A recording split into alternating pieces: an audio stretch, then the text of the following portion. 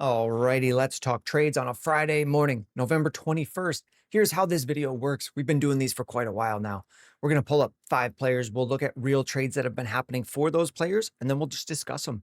Would I do that trade? What type of team does that make sense for? What other players would I need to have to make a certain type of trade? So here we go. I'll pull up the first player. First player that we've got today is Tyler Warren, a tight end. There's a lot of teams that need a tight end that are running out Dalton Schultz, that are running out Hunter Henry, that are sending out Cade Otton. Let's take a look at what you could how you could acquire him. Because here's one that jumps out right away. If I said Lad McConkey for Tyler Warren, I think that's about fair. Tyler Warren has been excellent on the year. We drafted him late in drafts because he's a rookie and he's kind of broken out and he's stayed a little cheap with a lot of injuries to other tight ends like Tucker Kraft. We lost Brock Bowers for a lot of the year. And even when Brock Bowers has been back, he hasn't really been performing. I don't know that the market has caught up to how much that raises Tyler Warren's value. So I would be willing to send someone like Lad McConkey for him. Here's another thing though. Here's a trade that happened. Someone sent David Montgomery for Tyler Warren. If you're looking at the difference in value here, here's how you read this site, fantasycalc.com. There's the current differential. It'll give a score, and then the arrow is the side that it points to. So on this one, it gives a very tiny 218. That's very small. Gives a very small edge to Tyler Warren. So it says it prefers Tyler Warren, but once you're into that range, it doesn't matter. It's just a 1-for-1 swap. You're getting a position you need. I would not send Lad away if I already had a competent tight end, though. If I had Travis Kelce, if I had Jake Ferguson, I'm not looking to make that swap. But if I don't have anyone, I would. Same thing here, David Montgomery. Although in this situation, if I thought I could trade the other tight end that I had, I would definitely make this swap because it's such a value gain. It's really such a value gain that I'd be okay in this situation if I don't get value from the guy that I have, like Travis Kelce. Let's take a look at a couple other ones.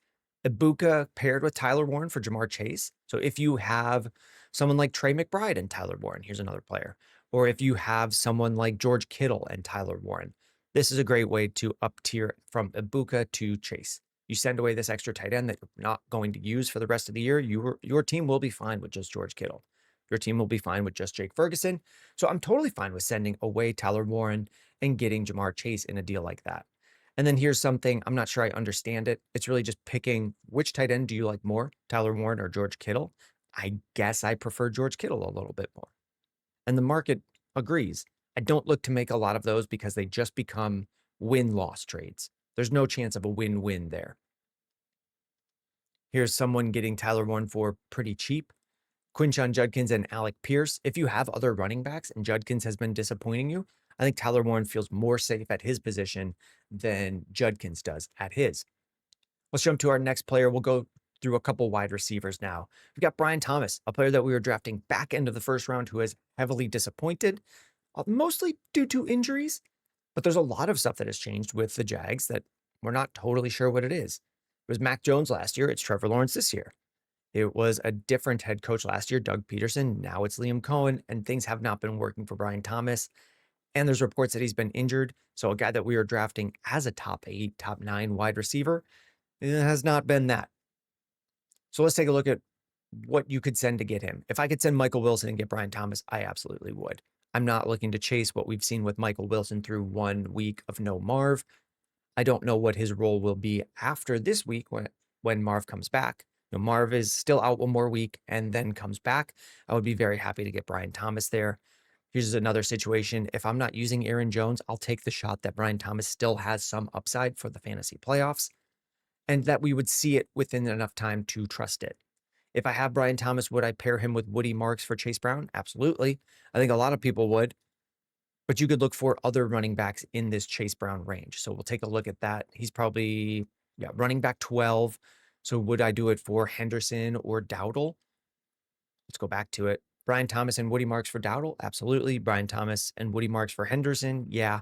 Would I do a similar trade for someone like Travis Etienne? I think I would. Here's a trade of Brian Thomas and Travis Etienne for Trevion Henderson. I think I just like Etienne. We have covered him in a video like this in the past couple days. You can check that one out. If you're looking and you have a player like Brian Thomas or someone else that you want to pair them with and how to target like this, we've got a video for that as well. So we'll put that one on the screen. Let's go to the next player. Got Stefon Diggs, a wide receiver we were drafting 8th, 9th round, who has been a really solid wide receiver too, while Kayshon Boutte has been hurt.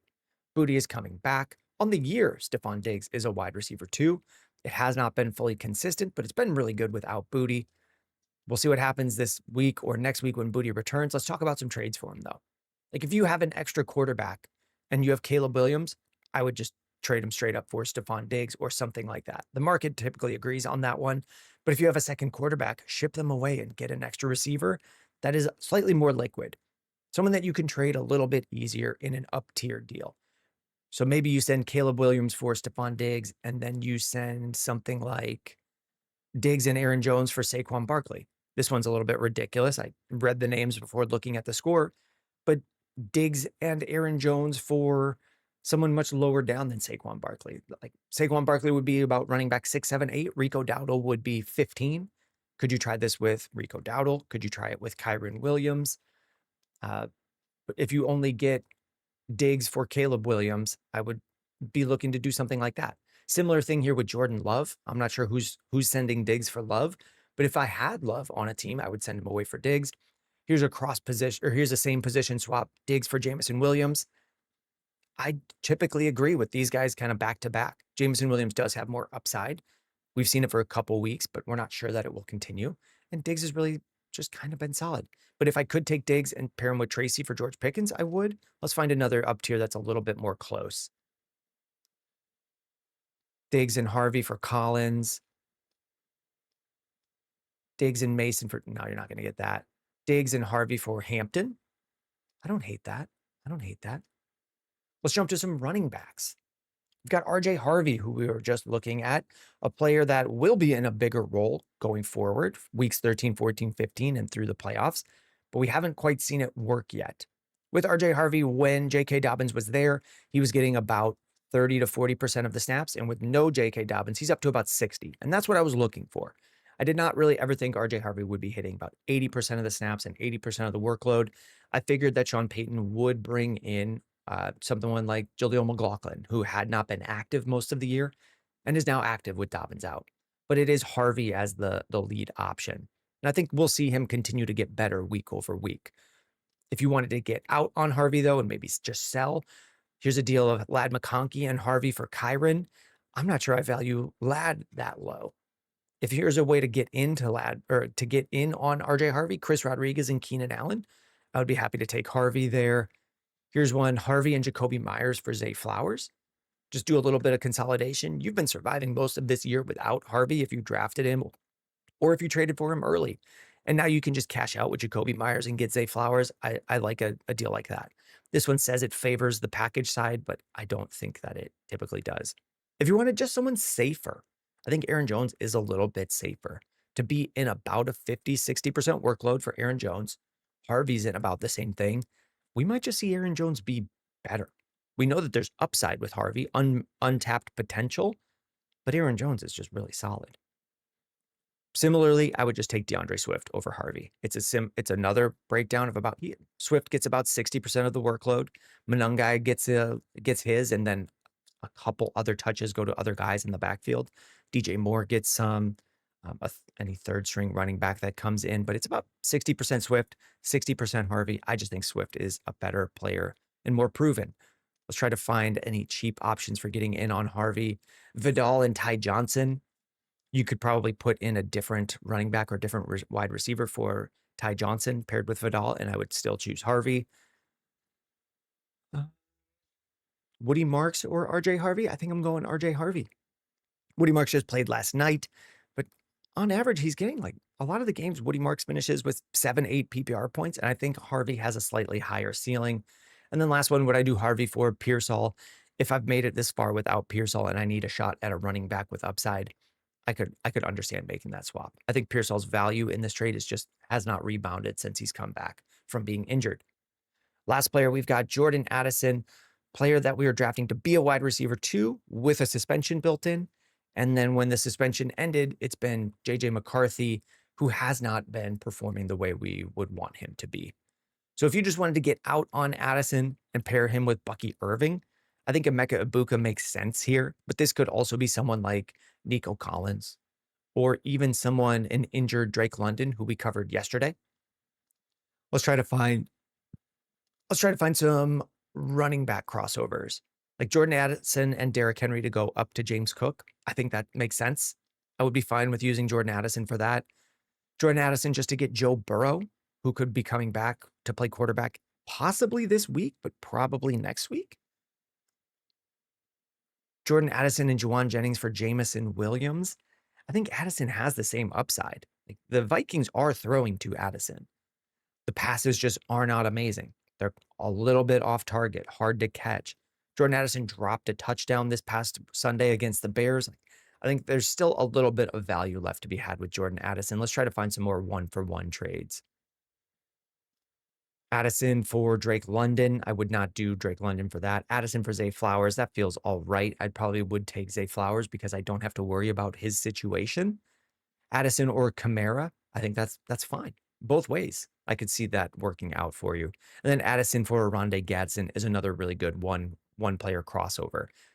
Addison for Garrett Wilson. I'm not sure that we see Garrett Wilson come back. There have already been reports that some of the swap of the Jets going from Justin Fields to Tyrod Taylor is just to evaluate their young wide receivers like A.D. Mitchell, among others. So I don't know that they are looking to have Garrett Wilson rush back. Let's see if we can find any sort of up-tier trades. We covered this one here. Can we make it all 3 player trades? So we're looking for 2-for-1s. Would I send Trey Tucker and Tajay Spears for Jordan Addison? Absolutely. Would I send Monungai and Addison for Pickens? I mean, that one, yeah, absolutely. We covered this one. Would I send Hampton and Addison for Kyron Williams? I would. And would I send Jordan Love and Jordan Addison to move up to Bo Nix if there was no other way to get a cheap quarterback? Yeah, I would. I would not do something like this. Spears and Addison for Mooney. I'm not really trusting that Mooney takes on a bigger role. I still trust Addison over him. And then Michael Wilson and Kyle Monungai for Jordan Addison. Yep, I definitely would do that. So if you're looking for more players like this as we get closer to your trade deadlines, I know some have passed. Some people still have their deadlines coming up. Let me know in the comments below if this has helped you make a trade. Let me know with a like and a subscribe. All right, we will see you in the next one. Thank you.